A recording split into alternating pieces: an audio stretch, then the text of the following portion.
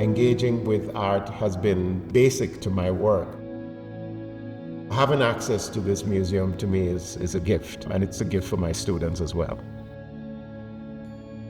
One of the exercises that I do with my creative writing students is to get them to think about how to engage art in the writing of their poetry, and how to be distracted by art so that they can then develop a sense of multiple forms and multiple traditions of writing, whether it's impressionism, or whether it's abstraction, or whether it's realism or surrealism. I think those terms for a writer do not automatically make sense, but once they converse with art that is pretty explicit about those demarcations and start to write in response to that art, I think they begin to develop an instinct for it. I think that ekphrasis is incredibly eye-opening, and I think that specifically the access to the Sheldon and coming to the Sheldon and using that to create poetry is also just very eye-opening. You can run your self-drive inspiration when you're not consuming art and participating in art as someone who is affected by it rather than someone who creates it. On like a very kind of fundamental level, everything you are responding to is art, and everything you are responding to becomes art, and I think I kind of learned that from Dr. Dawes.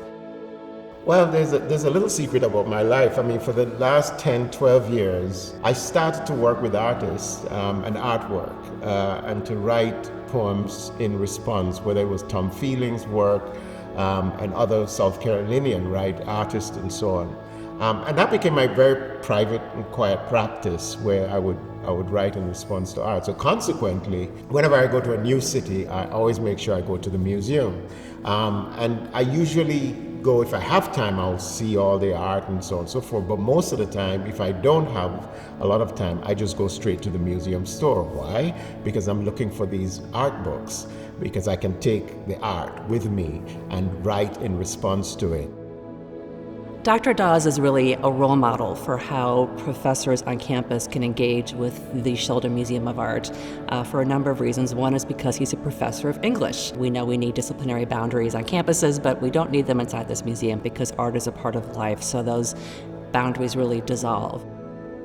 We think about our role as teaching not about art, but through the arts. And teaching in a broad sense, teaching, inspiring, really filling the lives of students. I'm most concerned about with my students is that they begin to develop habits. They're poets who are committed to being poets for the rest of their lives, and they will die poets.